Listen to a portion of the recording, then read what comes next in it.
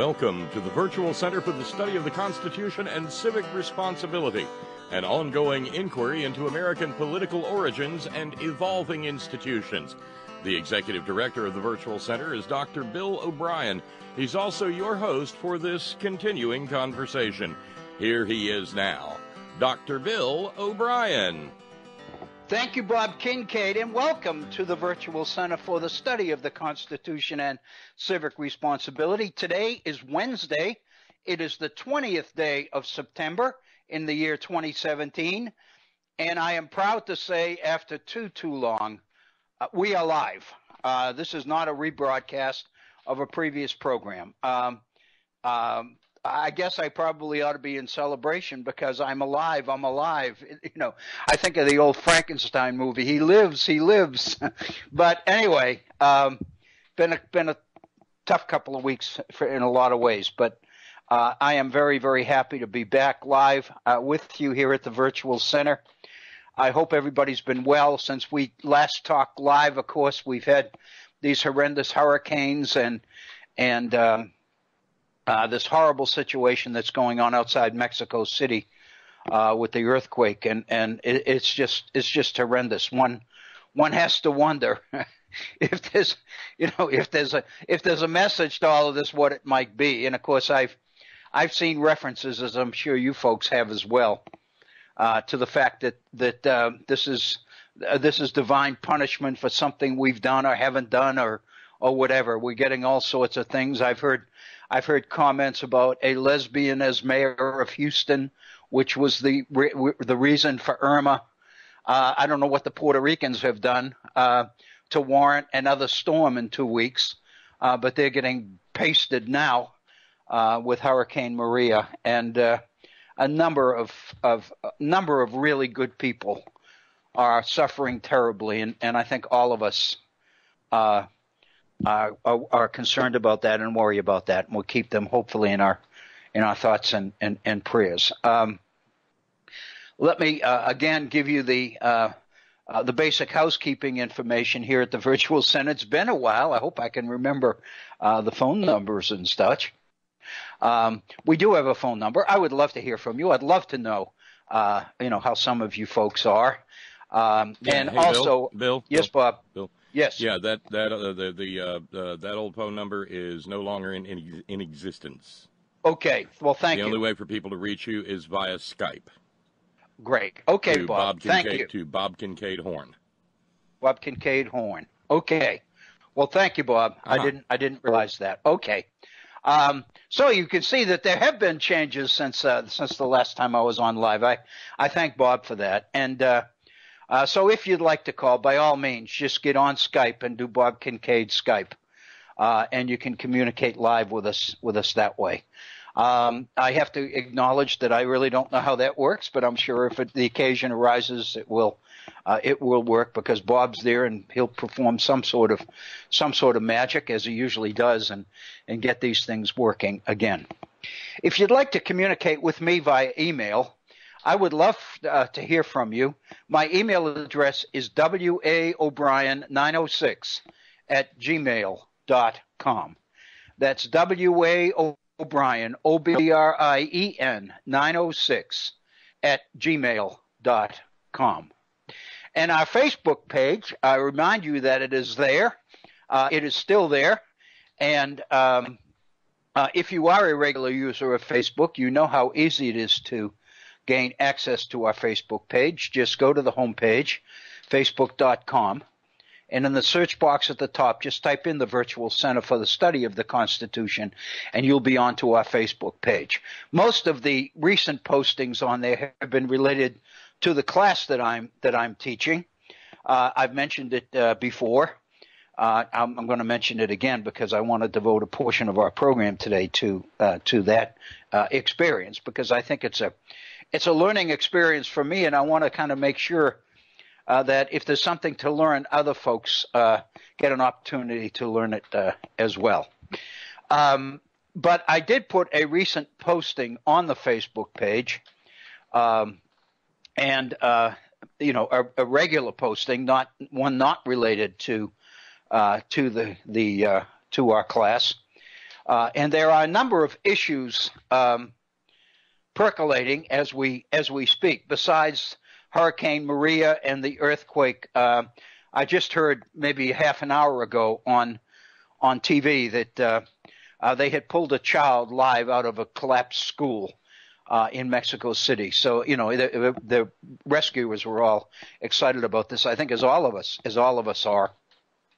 It's just horrendous what some people are going through, and of course the storm, once it leaves Puerto Rico, is going to come up the East Coast, and Lord knows if it's going to hit the mainland, or hopefully it'll go out to sea, but we're not sure that it will. So I think all of us need to be very, very vigilant.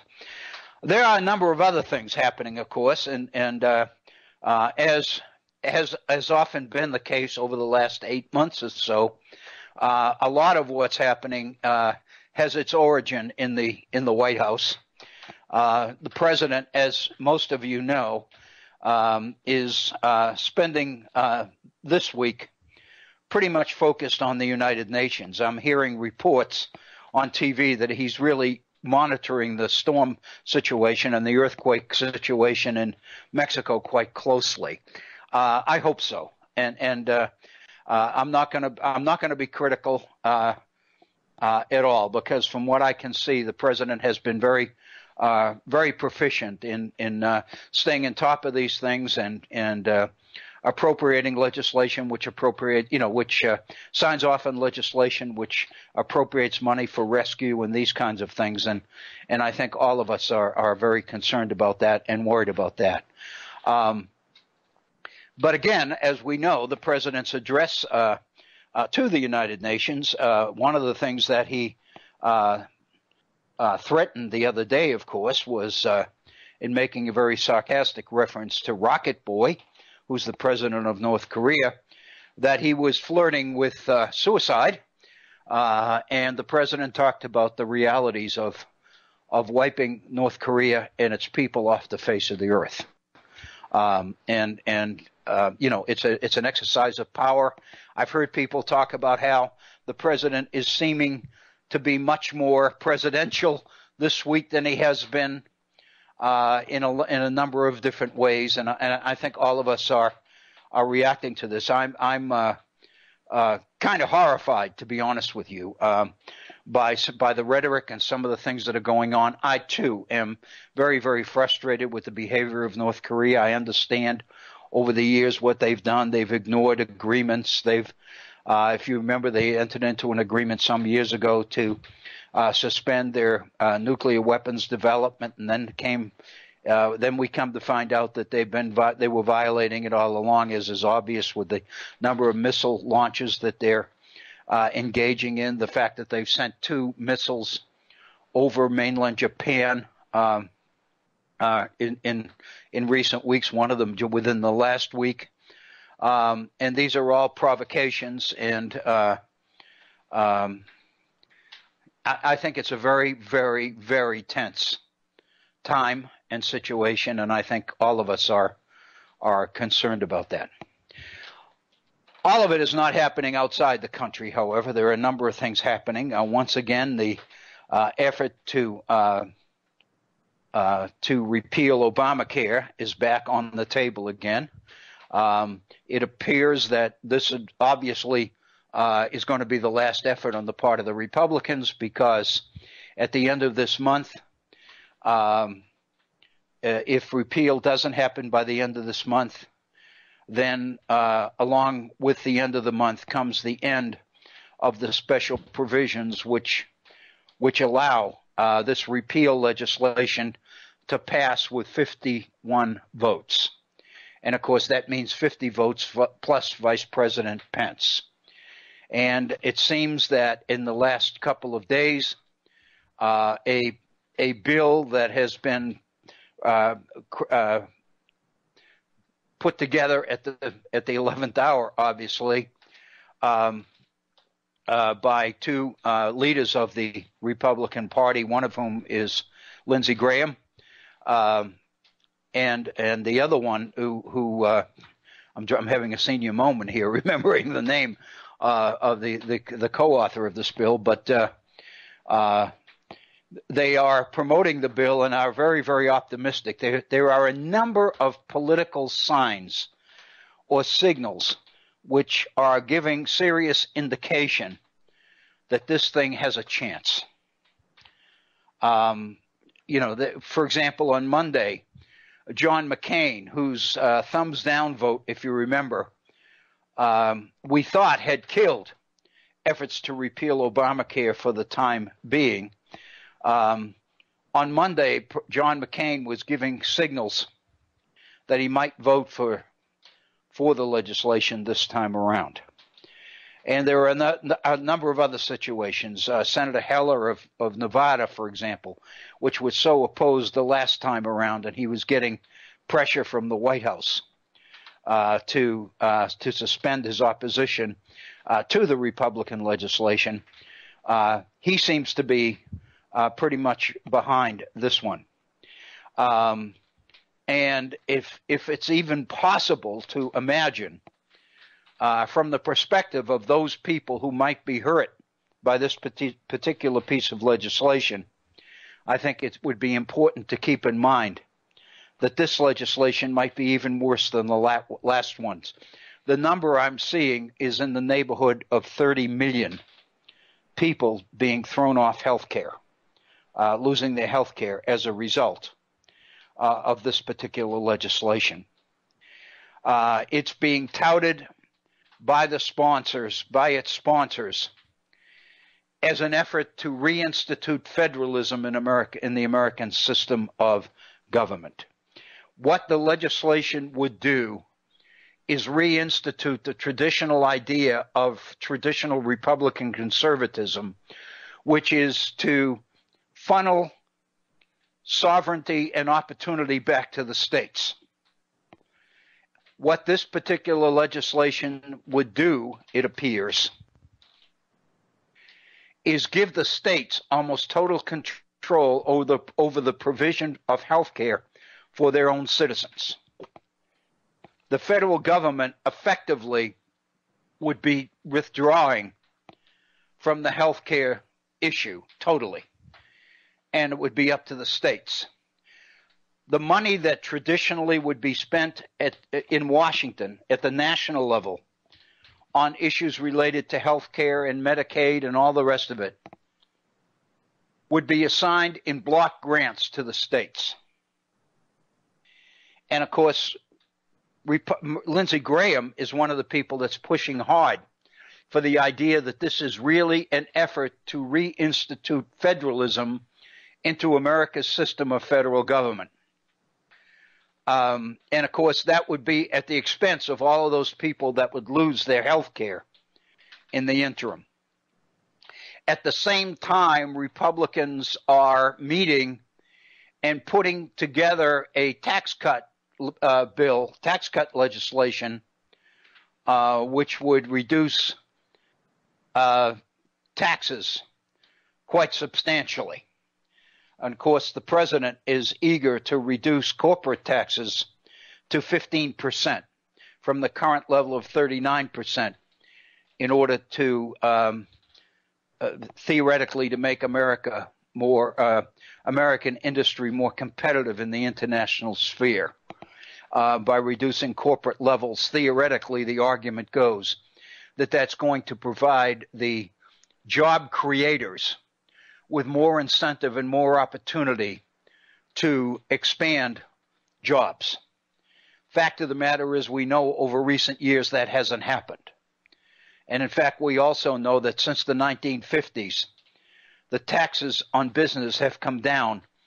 Under President Eisenhower in the 1950s, corporations were paying in excess of 90%. And at the same time, American industry was able to dominate the world and continue to dominate the world, economically at the time. But despite that, the argument is now that American industry is losing its ability to compete fairly with foreign manufacturers and foreign producers. And of course, part of this is the very nature of the nature of the contemporary world, the communications revolution and the internet and all the rest of it. It has made people or rendered people players in the international economic game that were not players before. And the result, of course, is that the pressure is on to continue to lower tax rates.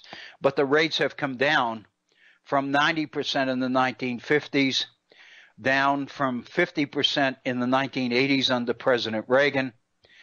They are coming down, and now they are at 39%, which is the lowest. But the fact of the matter is, in spite of the fact that the rate of reductions in corporate taxes has more than doubled over the last half century, the fact of the matter is it hasn't really resulted in job creation at all. That what it has meant, of course, is greater profit for the corporations involved, greater profit for the shareholders, rather than investing any of this excess profit into expansion of the business or creating jobs. There's no guarantee, I guess is what we're saying, that the money saved in corporate tax reductions will go into job creation, which the argument is that's what they'll do, but they have never done it before. One of the things that occurred to me during the interim when we were off the air live over the last week or week and a half, it just occurred to me, I'd be interested in people's reaction to this. Again, you can, if you do have a reaction, by all means, feel free to send me an email at waobrien906@gmail.com because I'd love to hear it. But one of the things that occurred to me was the possibility of making the tax cut contingent on job creation, since that's, in theory at least, the rationale for it. Fact of the matter is, when all of us do our taxes, I'm in the process of doing ours the rest of this week. We took an extension, and our taxes have to be in by the middle of October, so it's getting to the point where I've got to get on these this week and get these done. But that's a personal issue. The point is that if you are itemizing your deductions on your taxes, and of course I think a lot of those listening know exactly what I'm talking about, we have to have receipts. We have to have evidence so that if we are audited by IRS, we can demonstrate that the deductions we took on our taxes are legitimate. In other words, we have to prove, if called upon, that the deductions we're taking are indeed legitimate. Why shouldn't corporate America have to do the same thing? If the corporate tax rate is 39%, the president wants to lower it to 15%. Republican leaders are talking about 20%. But even 20% would be a 19% reduction in corporate taxes. On the justification, supposedly, that this extra profit that would be realized as a result of such a tax cut would go into job creation. And that's the rationale for lowering the tax rate to 20%. Why can't we insist on evidence that job creation indeed really did happen with the profits? If we have to demonstrate that our deductions are legitimate when we submit our taxes, why shouldn't corporations have to do the same thing? And if they are arguing that a sizable reduction of almost 50% in the corporate tax rate would stimulate the economy by making revenue available for job creation, why can't we insist on evidence of that before the reduced tax rate is validated? And if a corporation can't prove that the money went into job creation, then they pay the same 39% that they have been paying.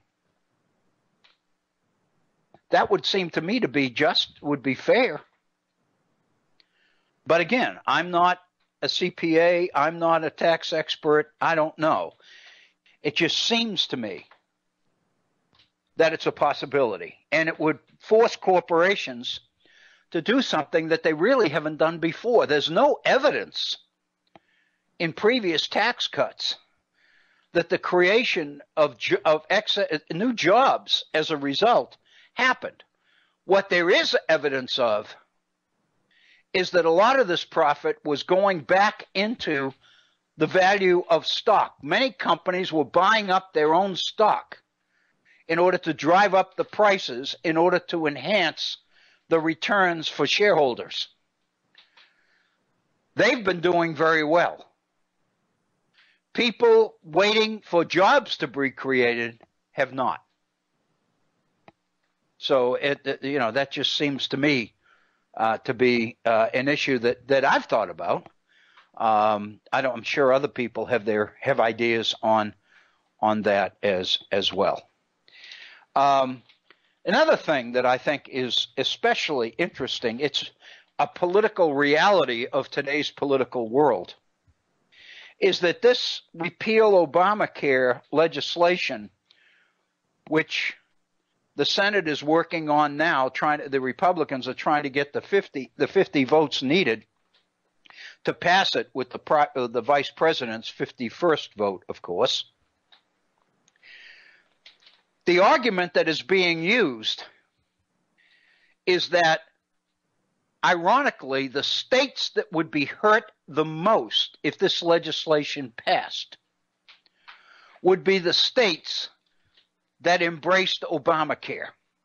The large states like New York and Massachusetts and California and Florida. States that under Obamacare were able to expand Medicaid. The roles of Medicaid in order to make more people eligible for subsidies under the President Obama's Affordable Care Act. The result would be that these states, and West Virginia's one, expanded the Medicaid rolls substantially. Here in West Virginia, of course, the population's only 1.8 million. The Affordable Care Act expanded the numbers of people with health insurance in this state by close to 100,000, which is really significant.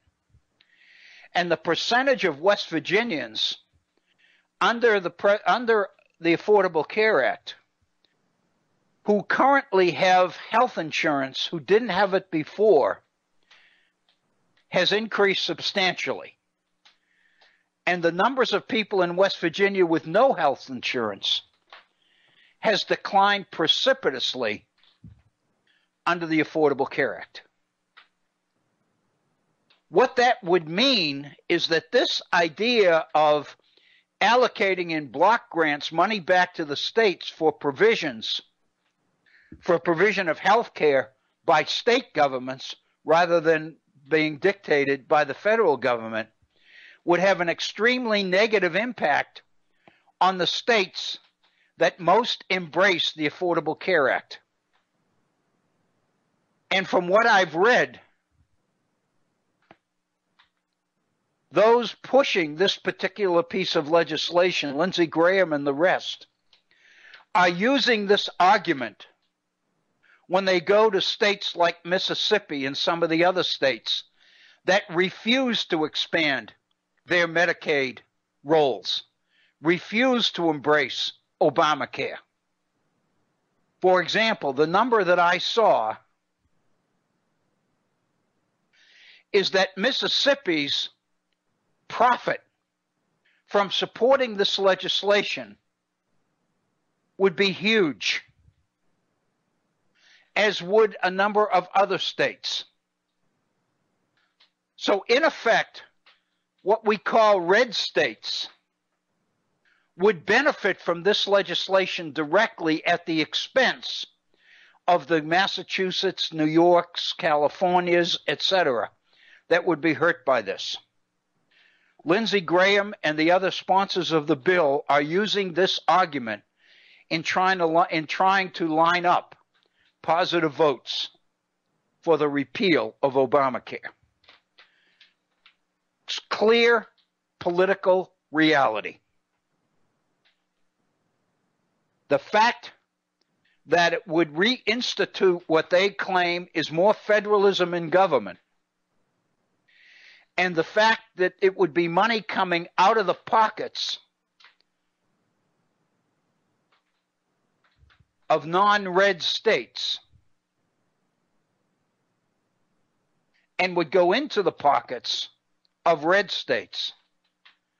When you put together all of these considerations, it's leading me to believe that this thing could conceivably pass. As of this point, however, Mitch McConnell has not agreed to bring it to the floor. Clearly, Mitch McConnell is not going to take this to the floor of the Senate unless he's sure it will pass. Politically, he can't stand another defeat like the last time the repeal of Obamacare was defeated. He got into a tiff with President Trump over it, and clearly he's not going to take another beating unless he's absolutely sure that he can win it. But he has better than a week. He has until the end of this month. Today's the 20th of September. He has 10 days to cobble together the 50 votes needed to get this thing passed. I think it could happen. I'm seeing a lot of people defect that were concerned before, even though this is worse. It has some benefits that are causing senators from states that would benefit from this to consider changing their vote. The fact that it would increase the numbers of people who might lose health care. But again, losing health care under this kind of legislation is a rather ambiguous, amorphous use of language because it's really hard to pin down. It's hard to tell exactly how this would work. And you know, but I think there are a number of other considerations. The political reputation of Mitch McConnell being one. Some Republican senators, I would think, would be inclined to support this if for no other reason than to protect Mitch McConnell from another political defeat. Plus the fact that Republicans in Congress under President Trump have really not been able to pass much that's meaningful. That reality seems to me to create pressure to pass something. And if this bill happens to be the something, so be it. I know that sounds absolutely unbelievable, that people would be voting for legislation just for the sake of passing something, when in fact the substance of the legislation would deprive 30 million people of their health insurance. And that's not even a consideration in a political equation like this. But the fact of the matter is, these are the issues that seem to be having the most impact on some of the members of the Senate. So I'm thinking when you put together all of these different political realities and economic realities, given the fact that the vote was so close before, it's scaring me that it might pass this time.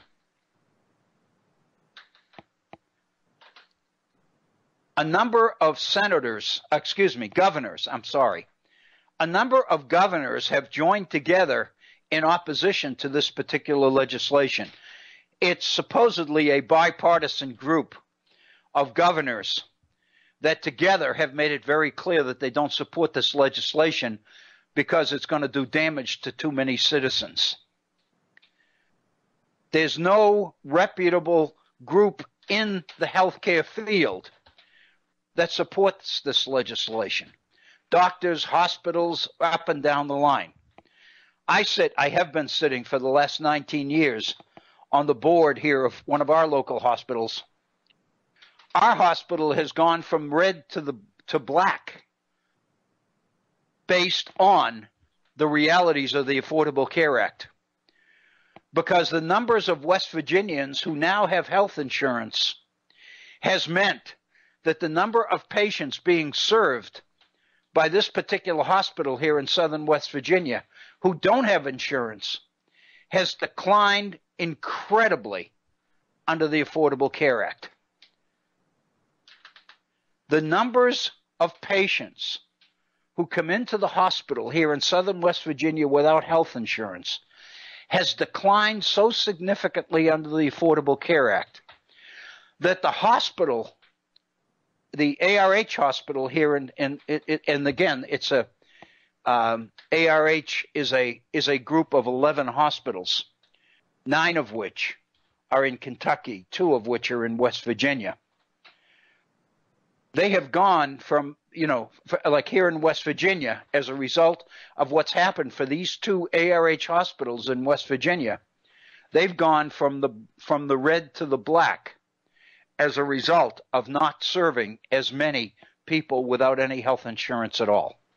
And we know that if you walk into the emergency room and need health services, no hospital is going to turn you down. So the key is to try to make sure that the numbers of people in your state without health insurance are minimal. And the Affordable Care Act has been able to do that because of the expansion of the Medicaid rolls. Under this legislation that's being proposed right now to repeal Obamacare, West Virginia would take a pasting because we, as a state, embraced Obamacare, expanded the Medicaid rolls, made more people eligible for health insurance under the Affordable Care Act. And now, even though we are currently a red state, we would pay for that, apparently, under the current legislation that's being proposed. So, let me, I don't want to push this anymore, but I am very, very concerned about it. I mentioned right at the beginning of the program today that I did want to share with you a few of the things that are related to the course I've been teaching.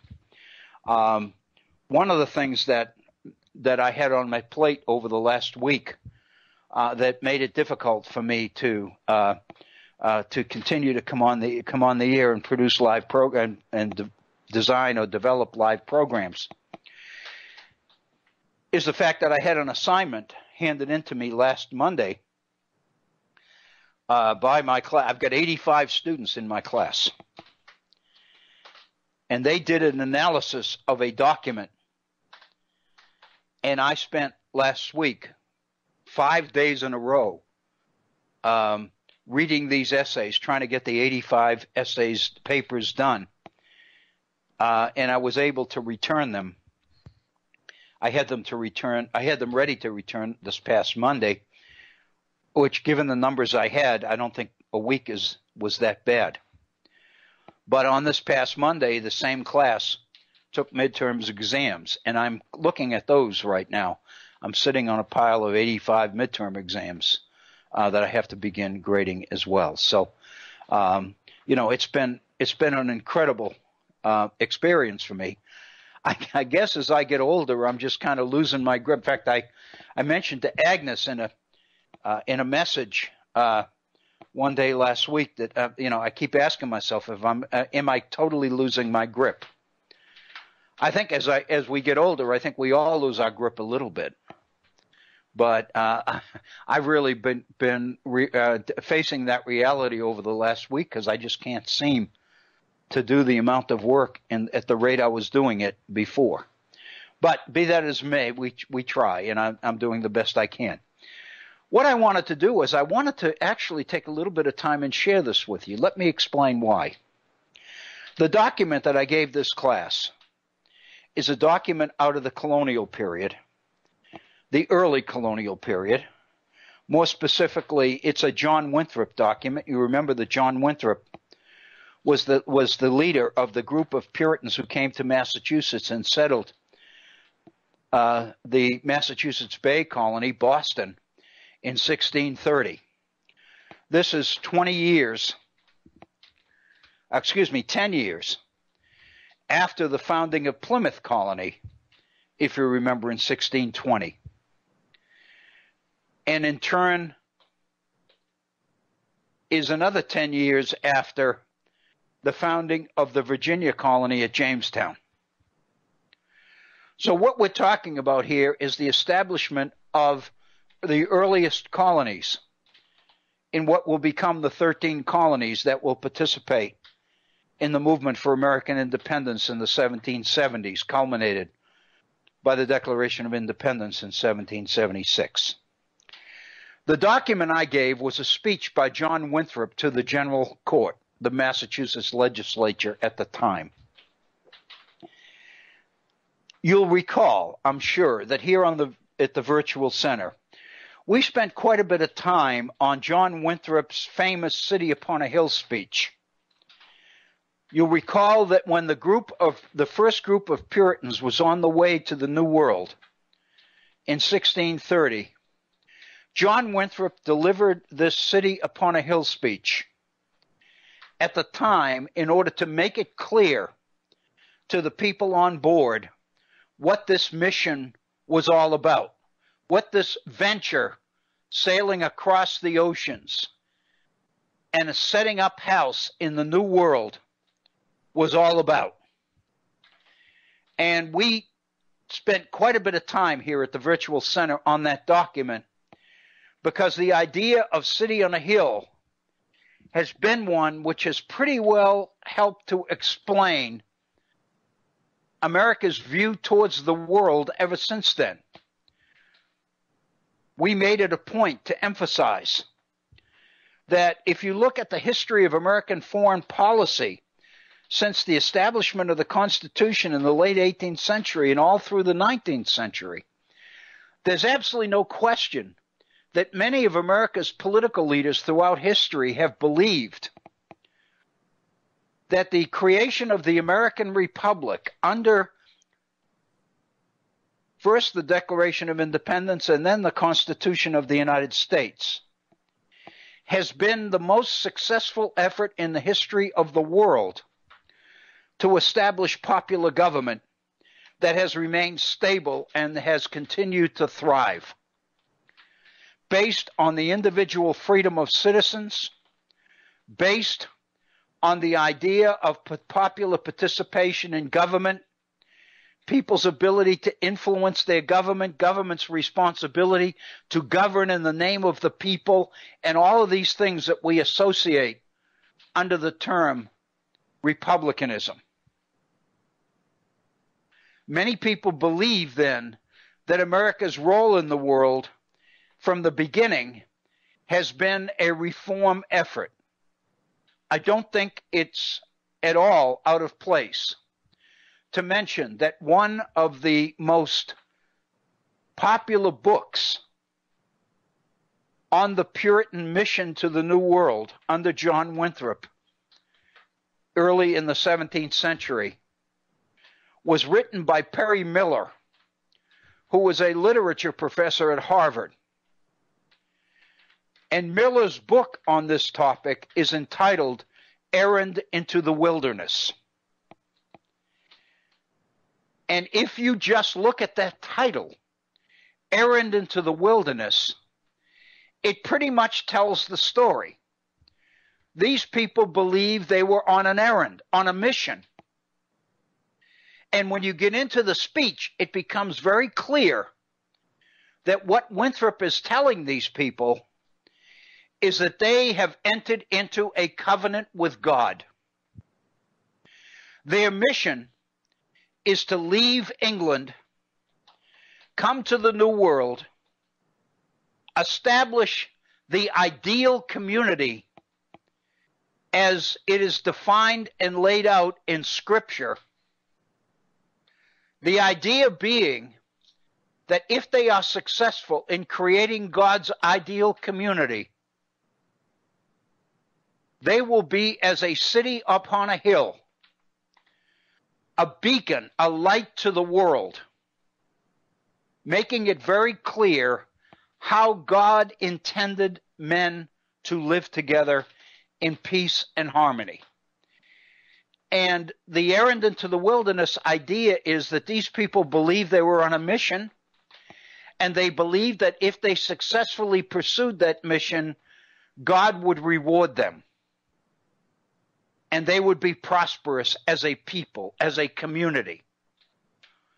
But by implication, if they veered from that mission, if they violated the covenant with God that they had, God would wreak vengeance upon them. This idea of America's role as a beacon, as an example to the world, as to how man should live, how economies should function, how governments should be set up, the fact that what we have in this country ought to be a model which other peoples in the world can copy and use to their advantage. This has been a dominant theme in American foreign policy since the very beginning, and it begins with Winthrop's speech on the city upon a hill. In this class, we spent time on that, and we have covered that document here in the Virtual Center in the past. But it's very important to understand that John Winthrop is responsible for yet another speech, which he delivered 15 years after that in 1645. And this particular speech is available online, and the main subject of the speech is liberty. Usually, if you go online or if you Google John Winthrop on liberty, you will find this speech, which he delivers in 1645 to the Massachusetts legislature, to what is called the General Court. These are the people who are responsible for carrying out the mission. These are the lawmakers. These are the representatives of the towns throughout Massachusetts that have emerged and are represented in the General Court. This is the document that I gave my class to critically analyze. And these are the papers that I received a week ago Monday, which is 9 days ago. And I was just able this week to return those essays and spent class time this morning going over the papers and reviewing with them exactly how a paper like this needs to be done. This is a beginning history class. And what I'm trying to do is make the case that my objective as an instructor in this course are twofold. Yes, we want to teach history. We want to learn some history. But in addition to that, we want to learn how to learn history. We want to learn how to read critically, how to evaluate a historical document, how to find meaning that's in the document but is not there in black and white. In other words, it's based on the difference between what a document says and what it means. What it says is a summary. What it means is analysis. And a quality education demands the ability to analyze, the ability to evaluate, the ability to assess. the ability to glean themes from the content and use the very content of the document in order to back up your thesis. The ideal being that you can argue for a thesis and learn how to support your argument, how to extract content from the document and use it to support your argument. The educational objective here, of course, is being able to put together an interpretive argument and being able to marshal the evidence necessary to support or back up that evidence. It's the same thing that Matlock does in court at the end, the last 15 minutes of every 1-hour program in the Matlock series. Or Law and Order. Every episode of Law and Order ends in the courtroom with the prosecutors trying to prosecute somebody for the crime that has unfolded throughout most of the hour, and the defense attorneys trying to defend the accused. And the whole idea is that in building your case, you have to be able to marshal evidence, to do research, to identify the evidence, and then to use it in such a way that you're able to substantiate or support your case. Those people with a legal background know exactly what I'm talking about. That's a skill. And I don't want to directly go into any kind of long harangue on the strengths and weaknesses of our educational system. But there's no question in my mind that through the years, what has separated quality educational institutions from those that don't meet that standard, that are less than quality,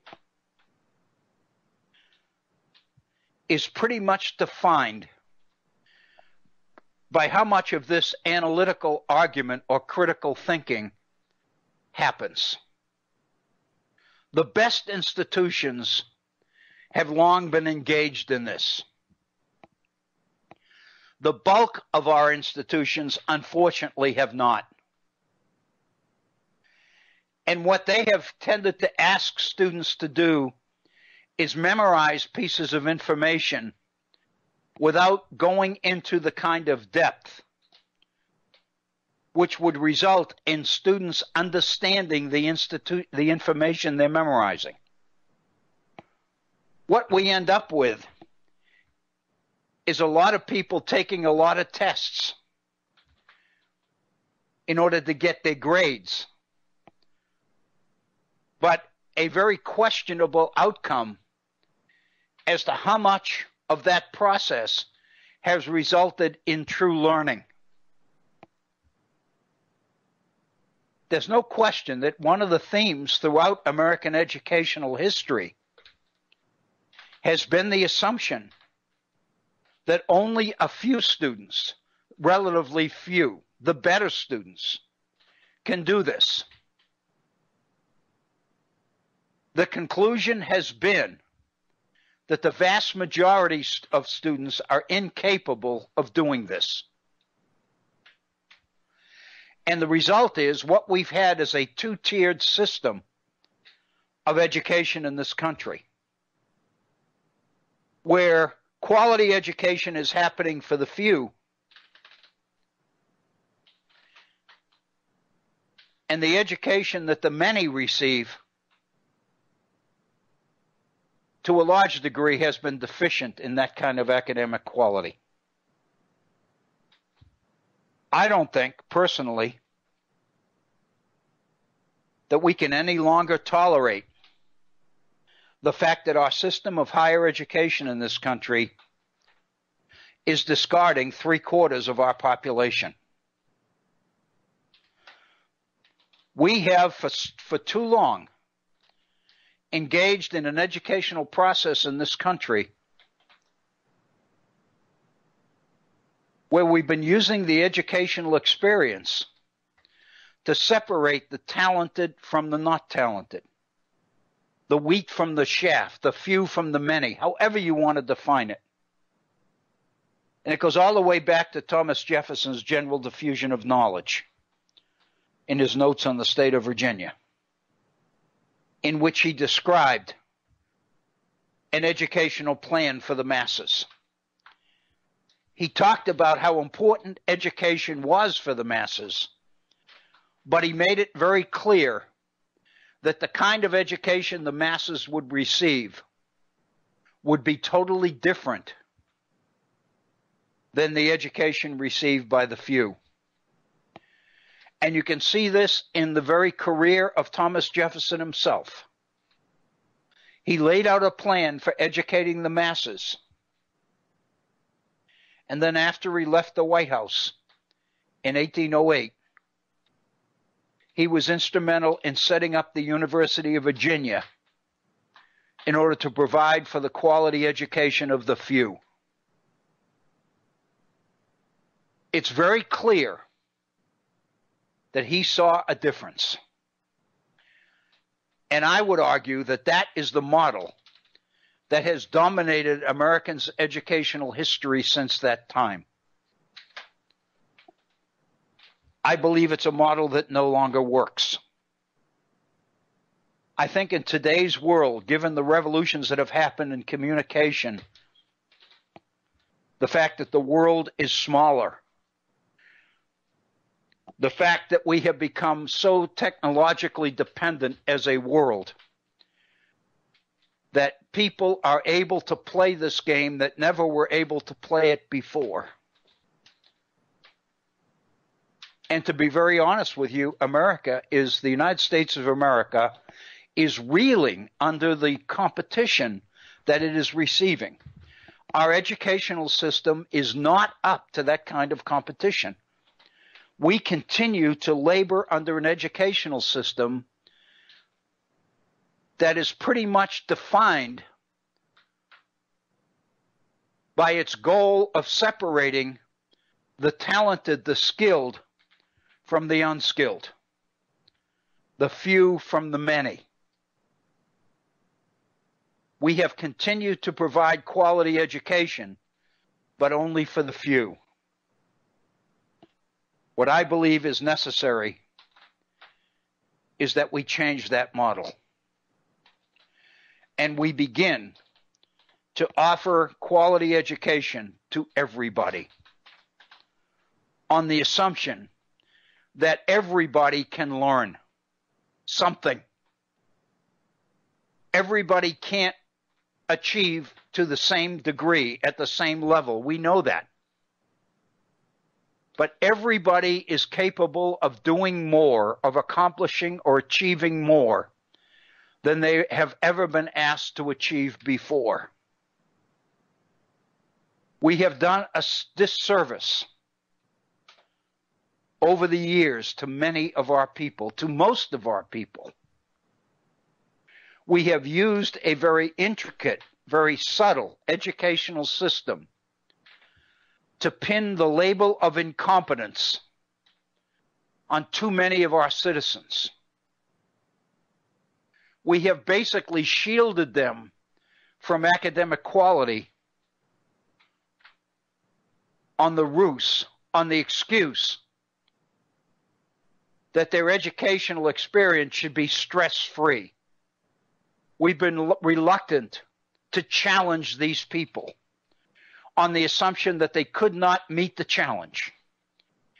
And so rather than give them the tools to meet that challenge,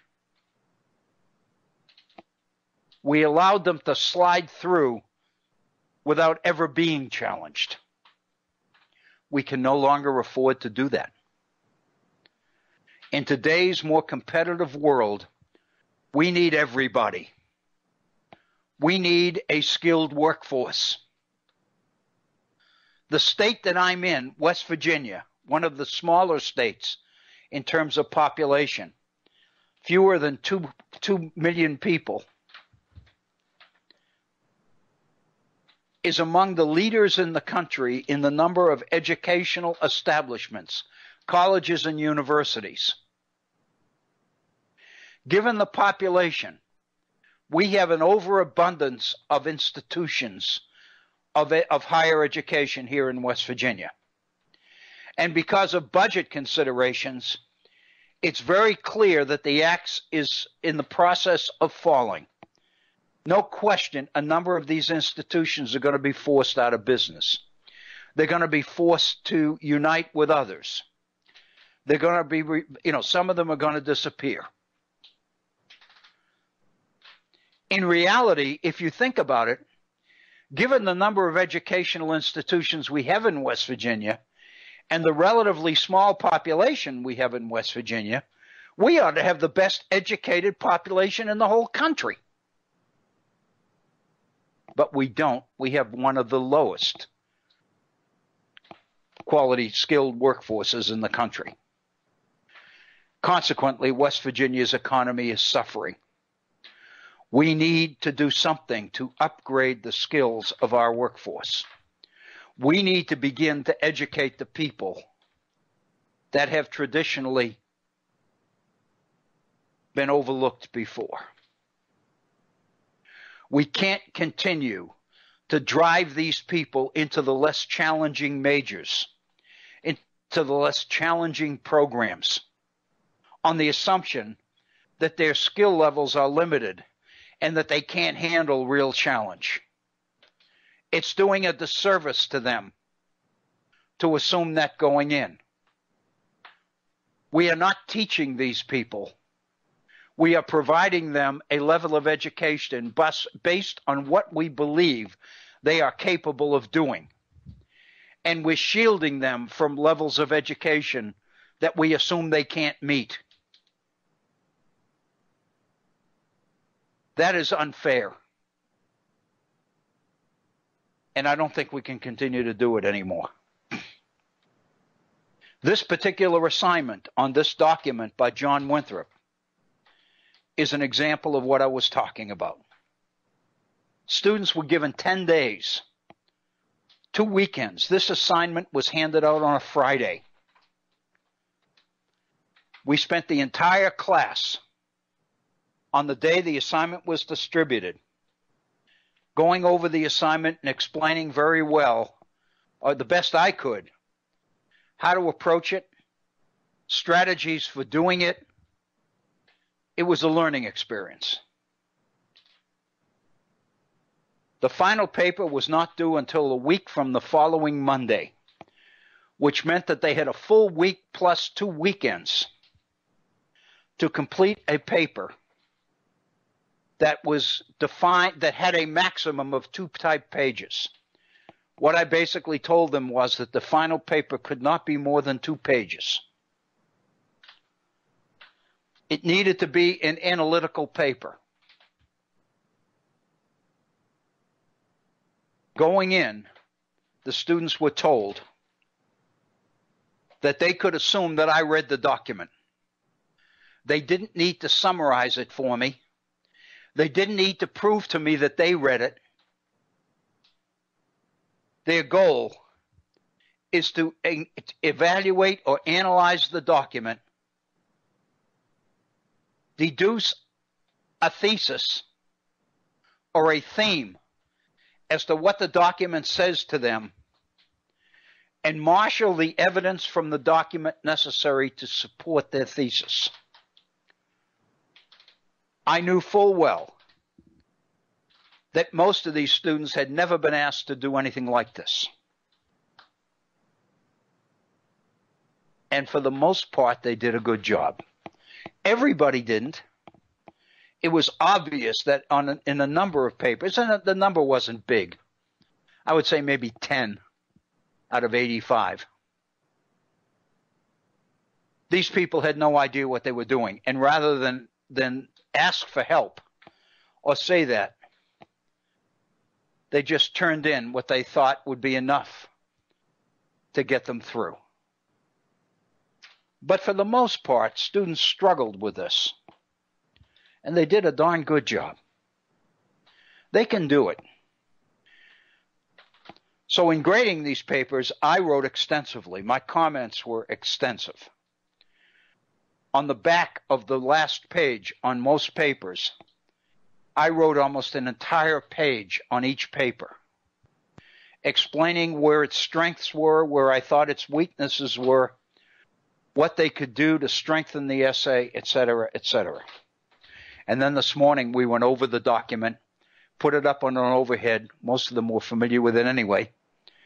Looked at the document, went through it, extracted the meaning, and then provided a number of examples of different ways that you could approach interpretation of this document. The fact of the matter is, it's a darn good document. And what occurred to me as I thought about doing a program today for the first time in several, that it might be worthwhile to share this document with you here on the Virtual Center and look at the document and use this as an educational experience. I think all of us could benefit from it. I hope so, because that's what I'd like to do in our second hour. But I've gone a little bit over the top here. We've gone 3 or 4 minutes beyond the top of the hour. I'd like to spend the second hour on this document and share it with you. It's on freedom. It's on liberty. What it means, what it doesn't mean. For an organized society.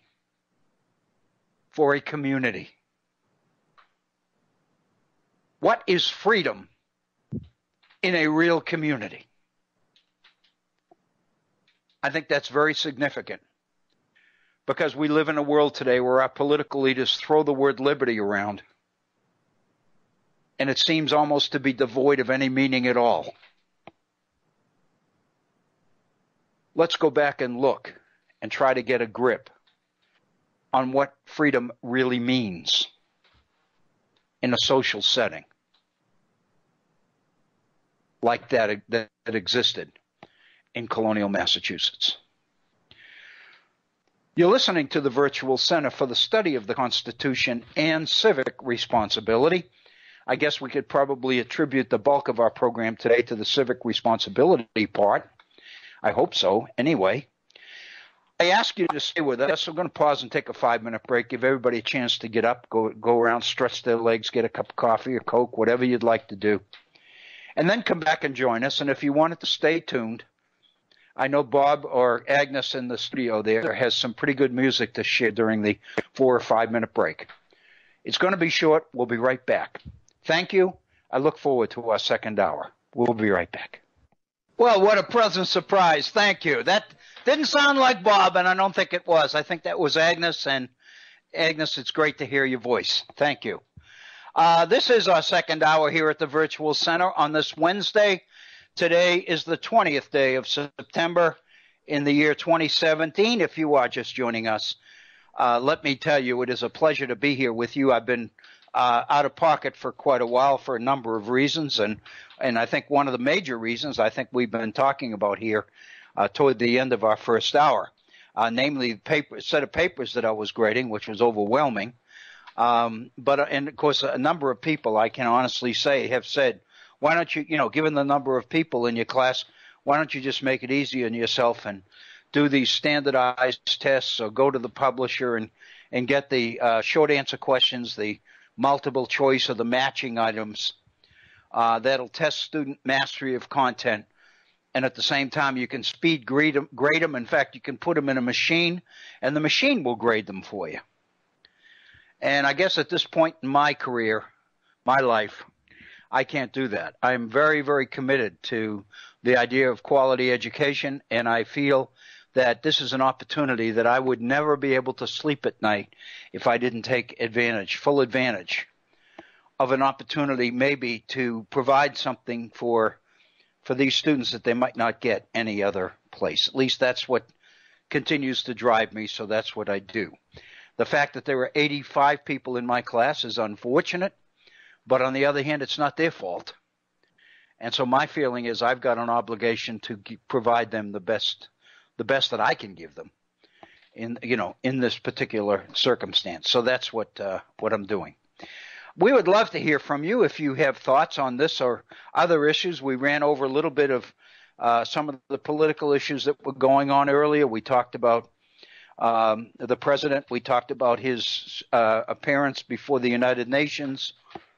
We talked about the one final effort to repeal the Affordable Care Act. I offered my own thoughts as to the fact that I just have this nagging feeling that this one might be successful for a number of reasons, no one of which is going to do it by itself. But I think a combination of several of them might ultimately make it possible for them to be able to cobble together the necessary votes to do this. And again, I think the most disturbing part of it all is that a number of them just want to be able to pass something and go to the voters next year when they run for re-election by saying they were able to follow through on their promise to repeal the Affordable Care Act. I think that's unfortunate. I neglected to mention in our first hour, but I think it's worthy of mentioning, the fact that there was an effort to put together a bipartisan alternative to the Affordable Care Act. The leading senators involved in it were Lamar Alexander, Republican from Tennessee, and Patty Murray, Democratic senator from the state of Washington. But just this morning, they made the announcement that their efforts, their bipartisan efforts, had pretty much fallen apart. And their conclusion was that the reason is because there's so much effort to push through this bill that is co-sponsored by Lindsey Graham and Christopher. I think Christopher is the other name. Anyway, but I'm not sure. But anyway, the fact of the matter is the support for this bipartisan effort to try to fix the Affordable Care Act has fallen apart in the face of this new threat to the health care of 30 million people. So that's where we are, and I'm guessing that by the time we come back on the air at the first of next week, we're liable to know something in terms of what happens or doesn't happen on this particular piece of legislation. We would love to hear from you. Bob tells us that if you want to come on the air with us, you need to do it through Skype. Just go to Skype, Bob Kincaid, at Horn, H-O-R-N, and you can get to us that way. You can get on the air that way. Also, you can email me at waobrien906@gmail.com, or you can go onto our Facebook page and react to one of the postings there and communicate with me that way. But we do encourage you to actively participate, become involved as much as you can. What we talked about in this, our second hour today, is looking at this particular document, the 1645 speech delivered by John Winthrop to the General Court for the colony of Massachusetts Bay.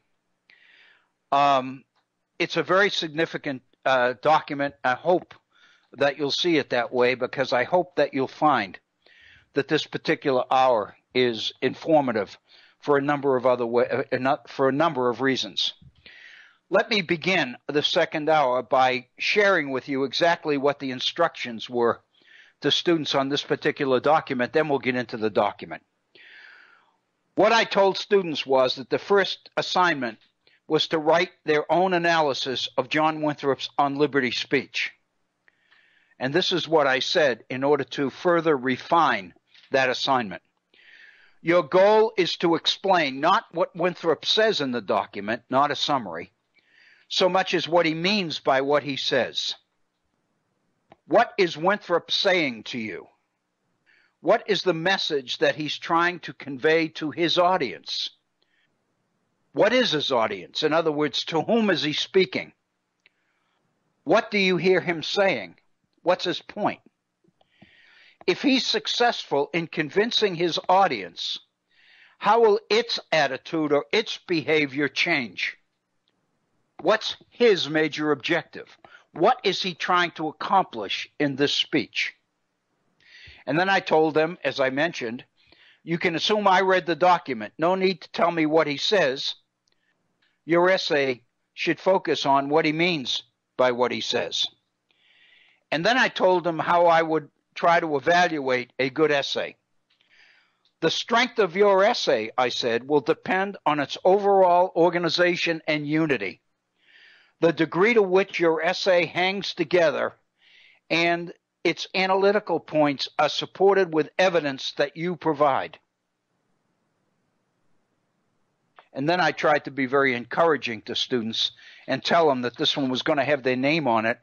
Theirs would be the only one like it ever, even though a number of people over the years have spoken and written on this particular document. As an introduction to the document itself, there's a little bit of background or a little bit of historical context provided. And I gave students this. It's just a short paragraph that was at the beginning of the document. And this is what it said. So this is the context for this speech. In other words, this is what was going on that prompted Winthrop to make this speech. In 1645, while he was deputy governor of Massachusetts, John Winthrop and his fellow magistrates had interfered in a local election of a military officer. When the dispute flared into a war of words, the magistrates bound over some of the dissidents to the next court and summoned others to appear. In this controversy, the magistrates were accused of exceeding their powers, and Winthrop was impeached. After a 3-month controversy, Winthrop was finally acquitted, and some of his opponents were fined. It was after this test and the vindication that Winthrop made his famous speech, here quoted. So in other words, this is Winthrop's speech to the general court after they have found him innocent, after they have ruled that they didn't have the evidence to convict him of the crime for which he was impeached, in other words, charged.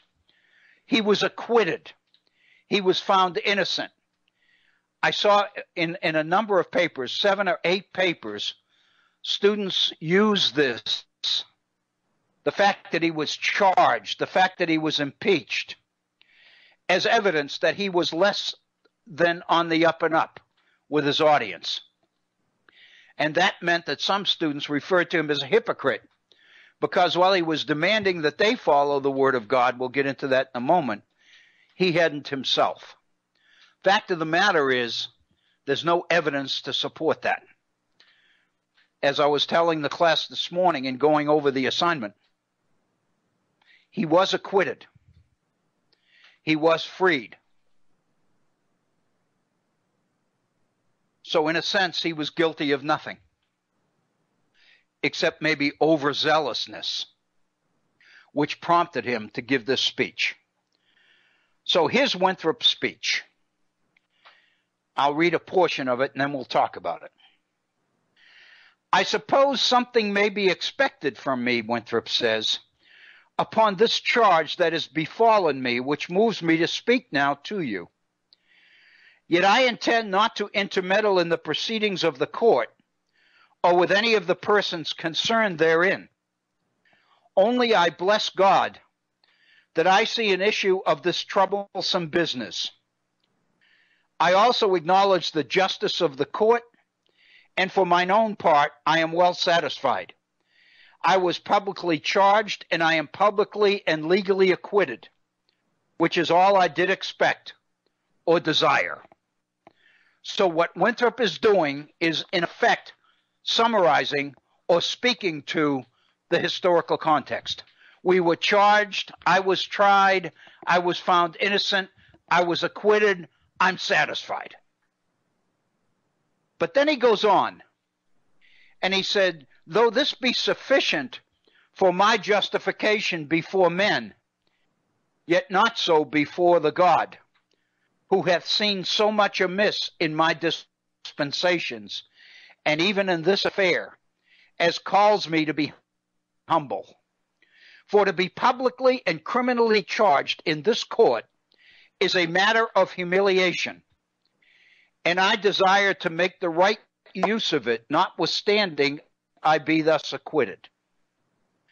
So what Winthrop, in effect, is saying is, when I think about my relationship to my God, I am humiliated because I was even charged. And it's that humiliation that prompts me to deliver this speech. What I'm going to say is what I feel I have to say in order to totally exonerate myself. Even though the court has found me innocent, I want to be innocent in the eyes of God, which means I have to explain what I did and why I did it. And that then will allow me to psychologically feel that I'm acquitted not only by the court, but also by my God.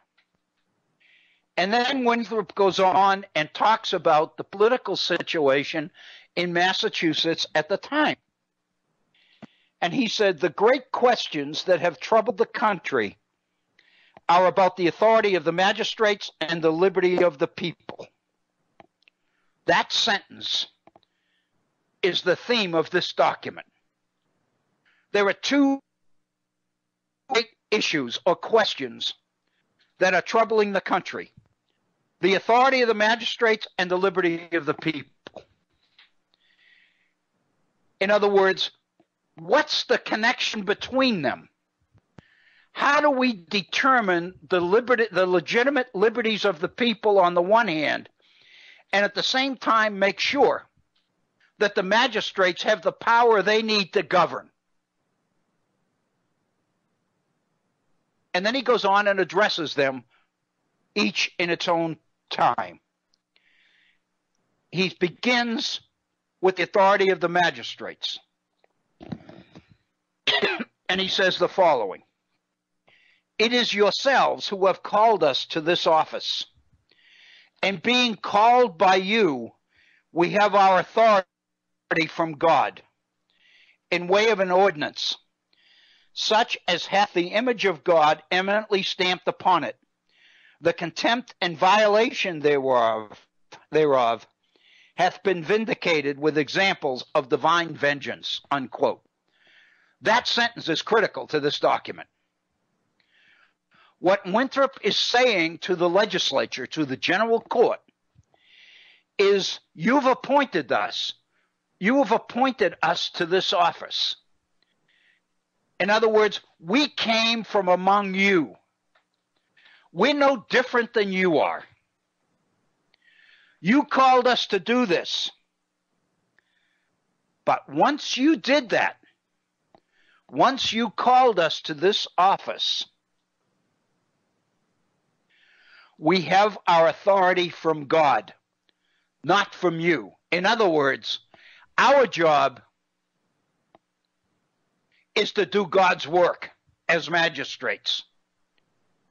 Even though you called us to this office, we're not accountable to you.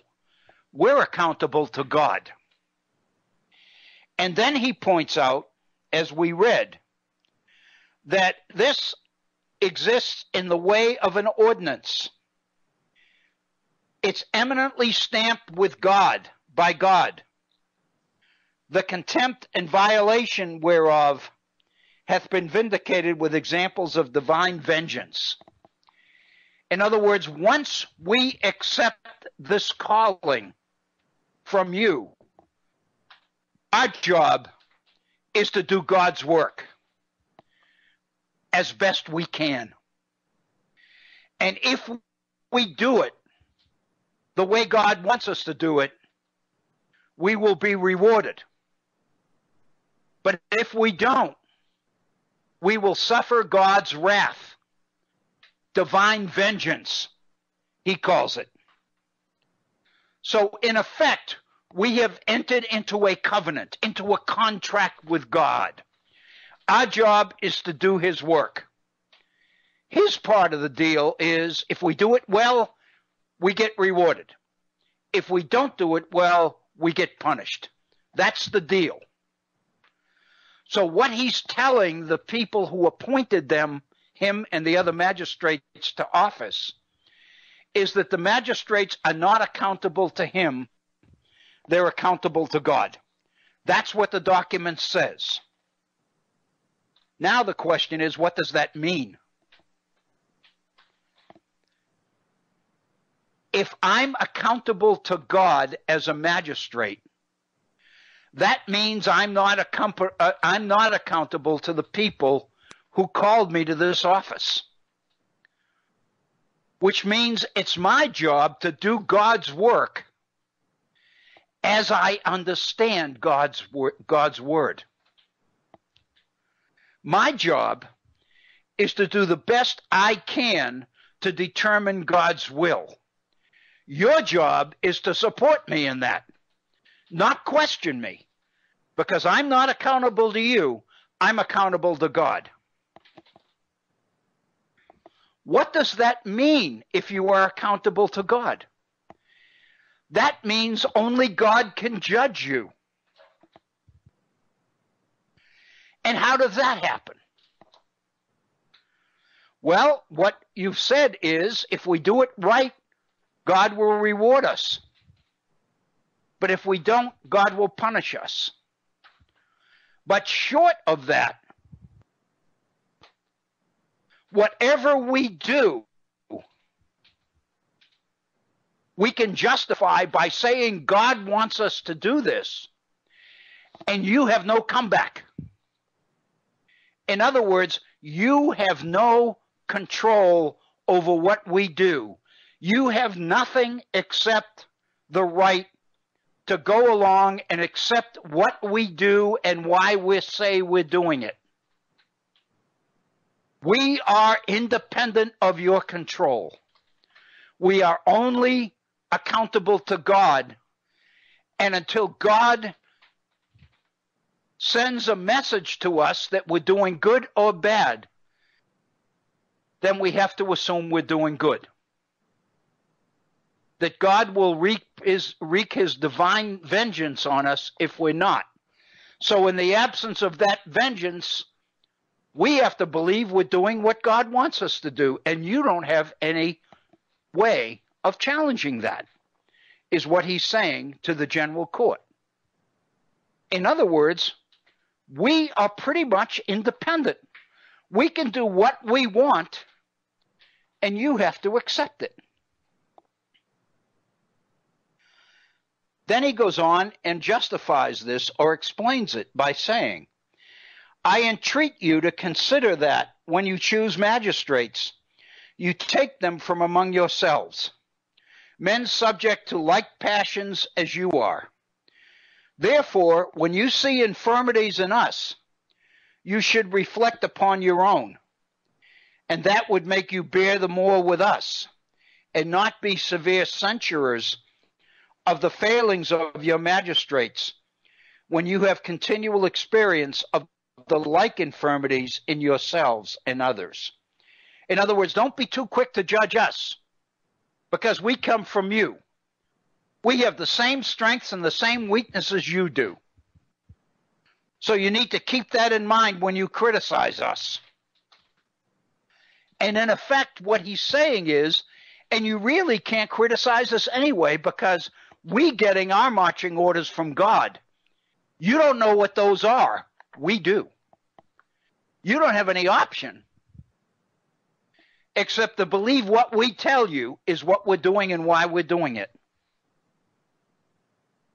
In effect, Winthrop is establishing the distance between the magistrates and the general court that appoints them. He goes on, we account him a good servant who breaks not his covenant. The covenant between you and us is the oath you have taken of us, which is to this purpose, that we shall govern you and judge your causes by the rules of God's laws and our own according to our best skill. When you agree with a workman to build you a ship or a house, he undertakes as well for his skill as for his faithfulness, for it is his profession, and you pay him for both. In other words, when you hire a carpenter or a plumber or a contractor, you're not only paying him to do the work, you're paying them for the skills as professionals. You're hiring them because of the particular skills they have. But Winthrop is saying, when you call one of us to be a magistrate, he doth not profess nor undertake to have sufficient skill for that office, nor can you furnish him with gifts. Therefore, you must run the hazard of his skill and ability. We don't have any special skills. We're just like you.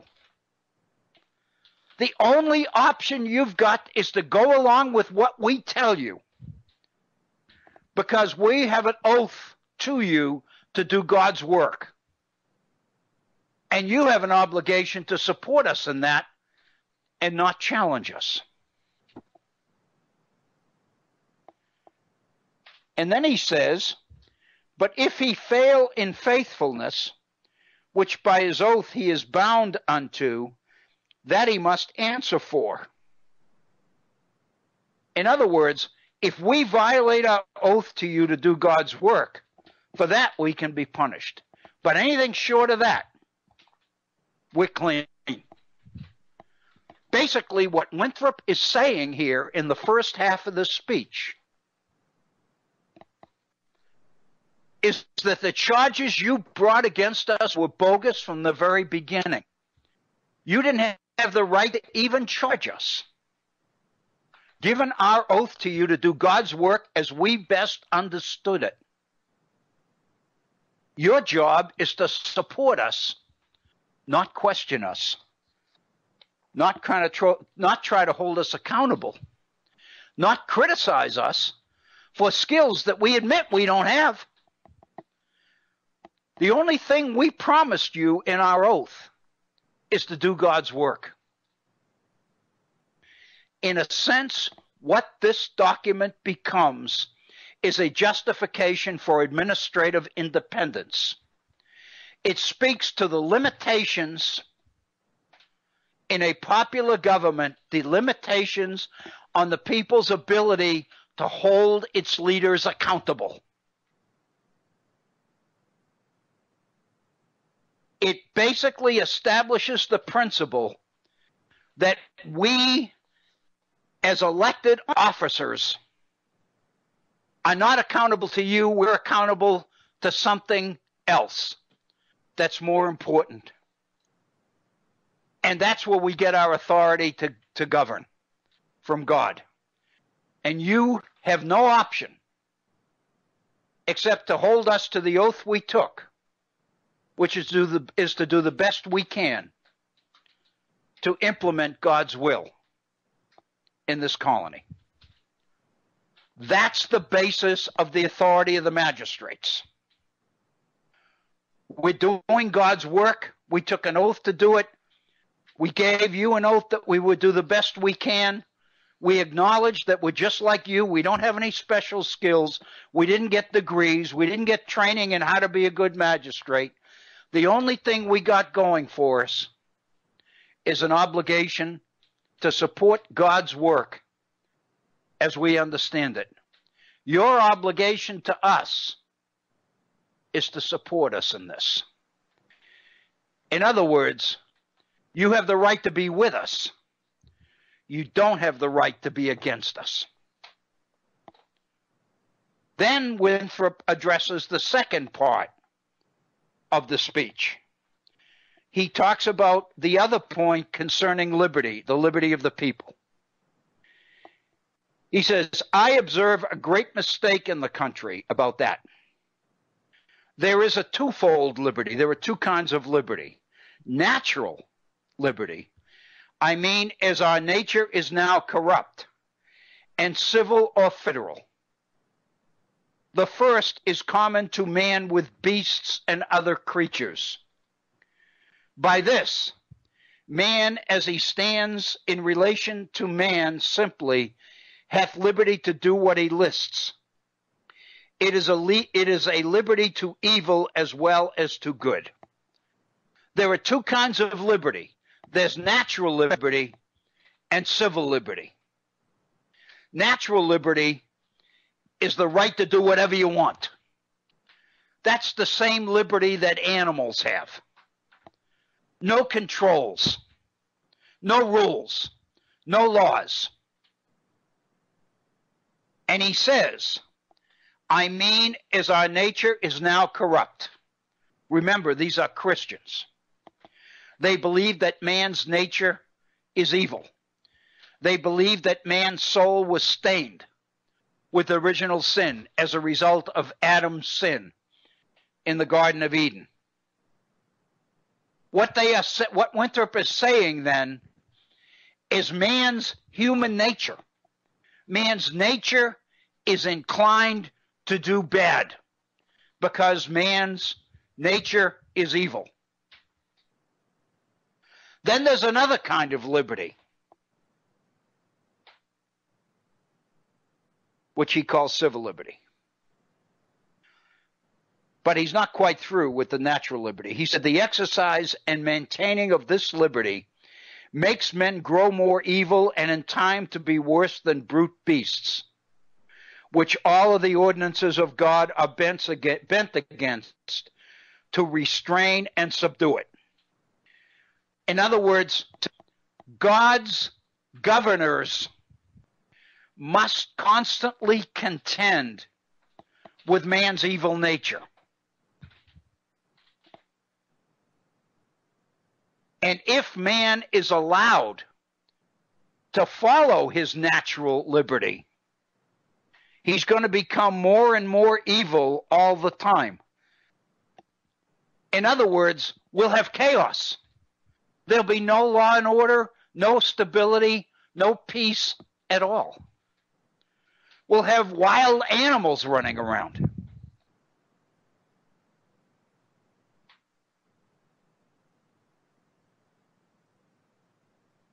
The other kind of liberty, Winthrop says, I call civil liberty or federal. It may also be termed moral, in reference to the covenant between God and man in the moral law and the political covenants and constitutions amongst men themselves. This liberty is the proper end and object of authority and cannot subsist without it. It is a liberty to that which only is good, just, and honest. The second kind of liberty, moral liberty or civil liberty, is what separates man from beast. That is the freedom to do that which is good, just, and honest. That means submitting to God's laws as created by God's magistrates. The only way to control man's natural inclination to be evil, man's human nature, is through the law, through man-made law. Our job as magistrates is to do God's will and pass the laws that God wants in his godly community. What freedom you have is the freedom to obey those laws. If you challenge those laws, that's your natural liberty coming to the fore. This moral liberty or civil liberty you are to stand for, with the hazard not only of your goods but of your lives. This is what you must be willing to lay down your life for. Is a society governed by the laws of God, as enacted by God's agents on earth, his magistrates. Whatsoever crosses this is not authority, but a distemper thereof. This liberty is maintained and exercised in a way of subjection to authority. It's the same kind of liberty wherewith Christ made us free. The woman's own choice makes such a man her husband. Yet being so chosen, he is her Lord. She is to be subject to him, yet in a way of liberty, not bondage. And a true wife accounts her subjection, her honor and freedom, and would not think her condition safe, but in her subjection to her husband's authority. The citizen's responsibility to obey God's laws as enacted by God's authorities is the same as the wife's responsibility to subject herself to her husband. But it is not bondage. It is freedom. It's freedom to do the right thing, not natural freedom to do the wrong thing. Such, Winthrop says, is the liberty of the church under the authority of Christ, her king and husband. So, in other words, our liberty within our church requires that we submit to the authority of Christ. The church's king, the church's husband, if you will. He's using metaphors here. He's using examples. And he's explaining that freedom is in your subjection to legitimate authority.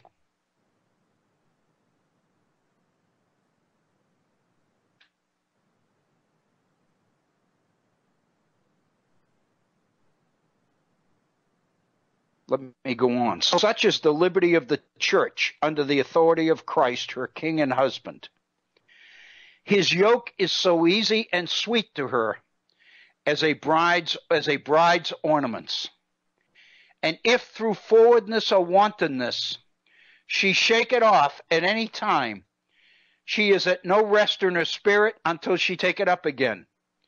And whether her Lord smiles upon her and embraces her in his arms, or whether he frowns or rebukes or smites her, she apprehends the sweetness of her love in all, and is refreshed, supported, and instructed by every such dispensation of his authority over her.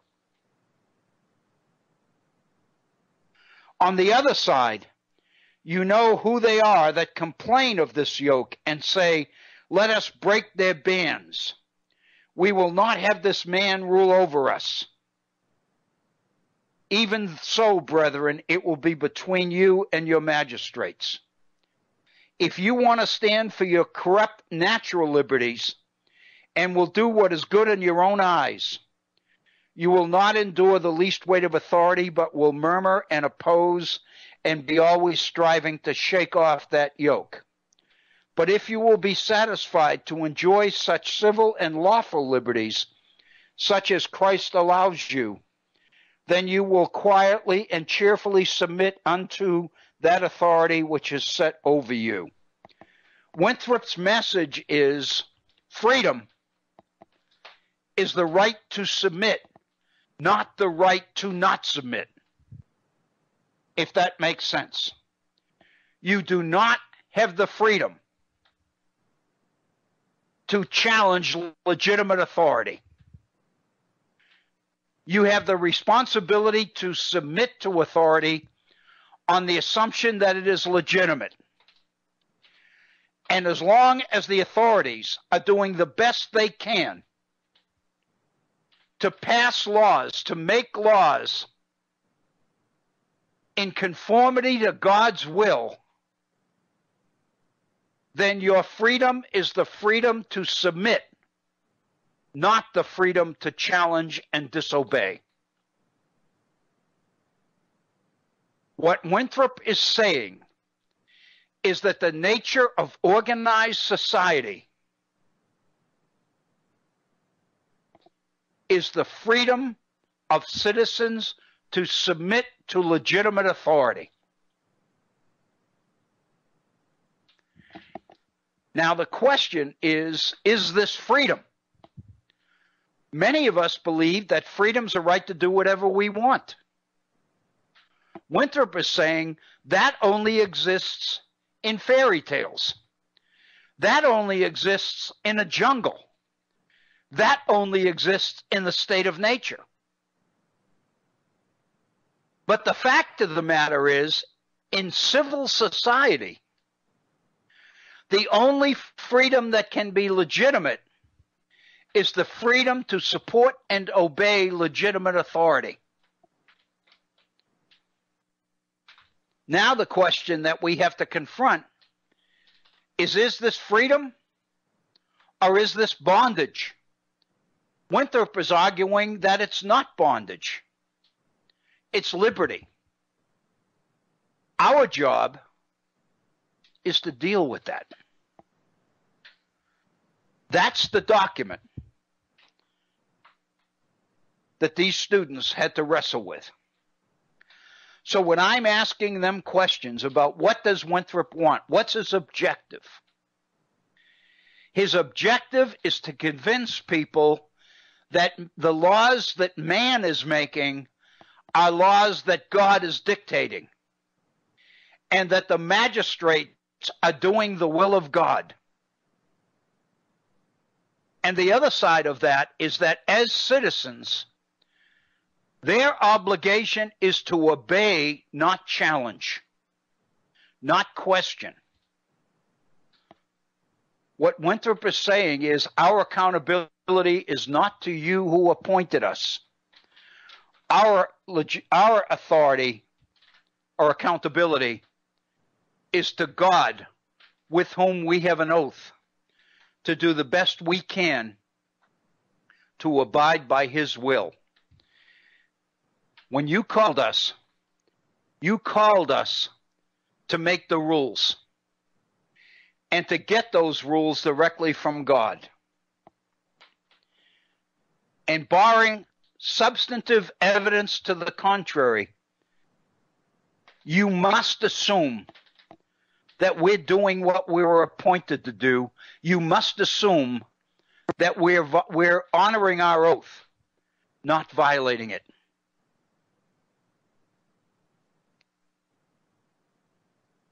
That's the document that these students are confronted with.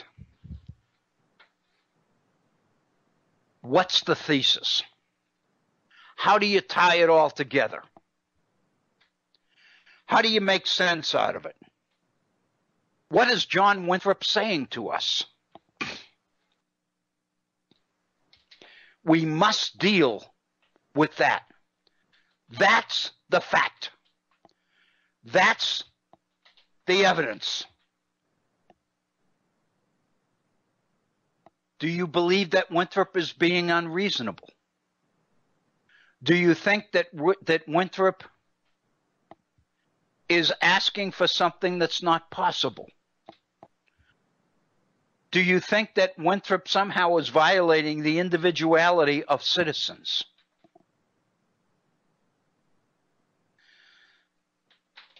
Let's consider some of the implications of what Winthrop is saying.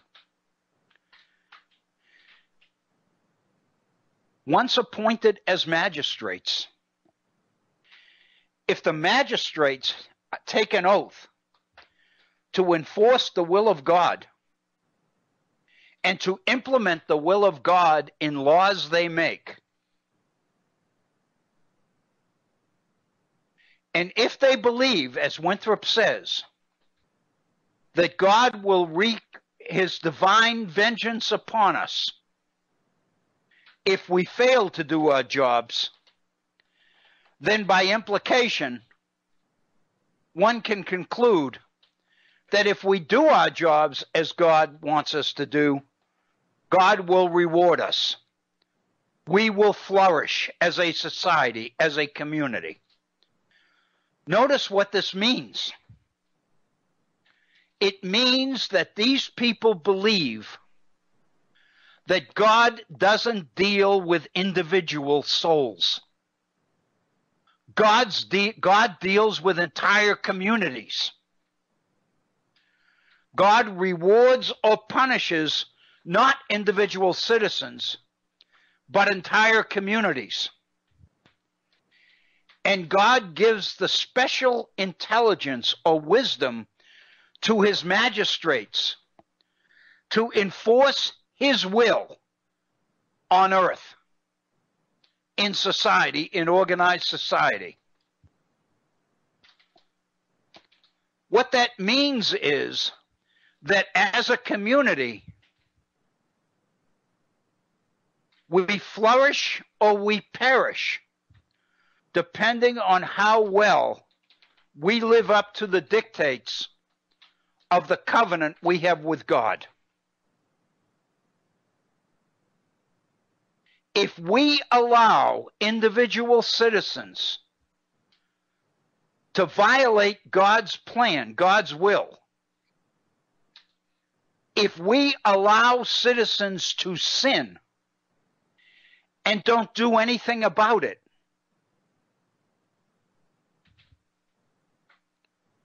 then God is not just going to punish them.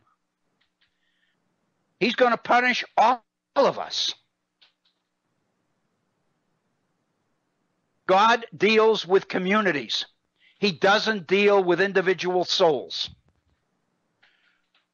So this idea of being saved and doing what you need to do in order to establish your relationship with God in order to save your own soul is not the definition of Christianity these people are dealing with at all. That comes later.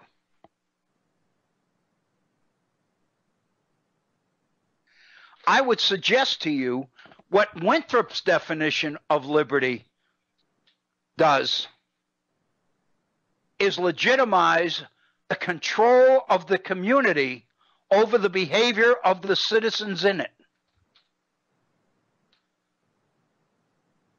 The lawmakers, the magistrates, and the legislature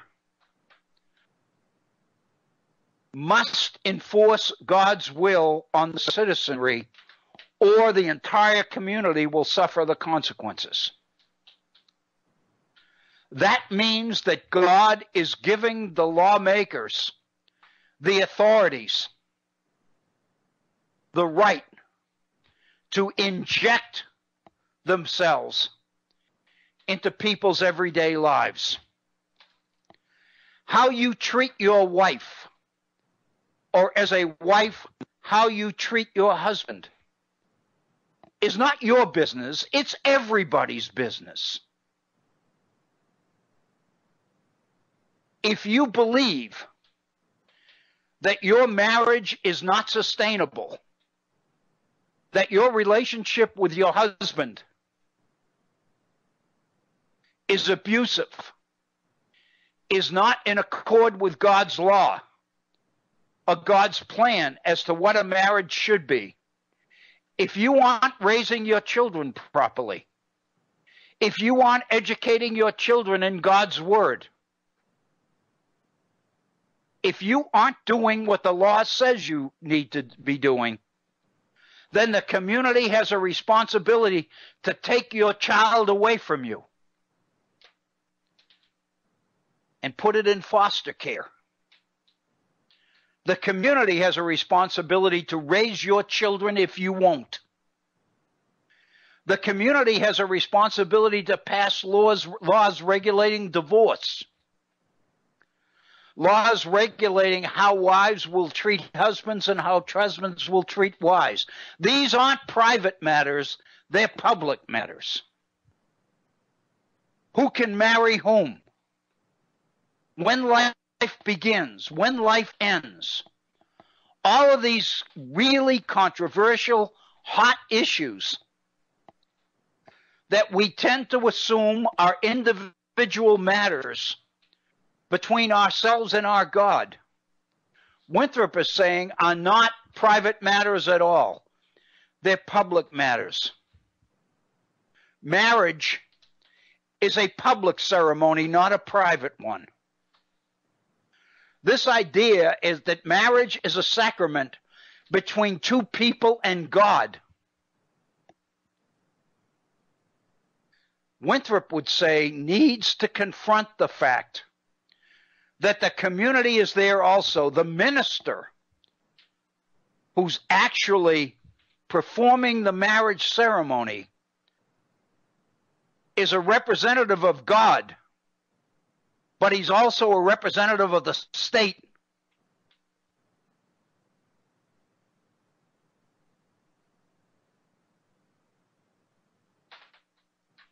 This is a totally different approach to individual freedom, to liberty, than most of us have ever been exposed to. It's important to understand, in order to understand the sources, the origins of the changes that are going to take place in the 19th century, with the emergence of the idea that increasingly God is going to deal with each of us individually rather than with the community as a whole.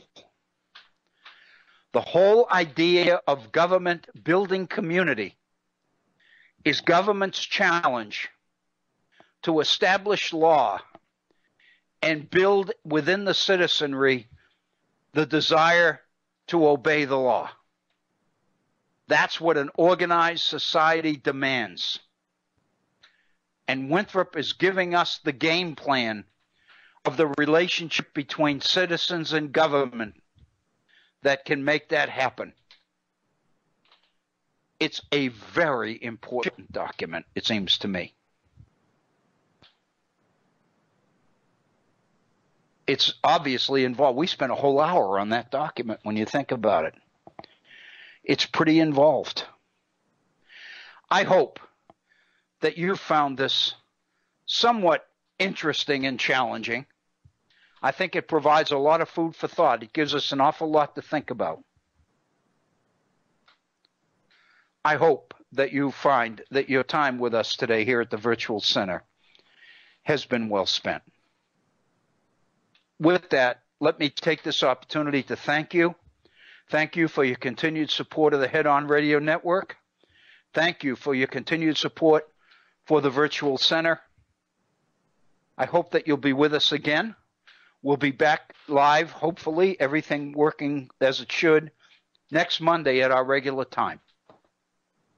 This is Bill O'Brien for Bob Kincaid, Agnes, and the folks at Head On, thanking you for your continued support. Thank you for your time today. Have a wonderful evening, a wonderful rest of the week, and thank you.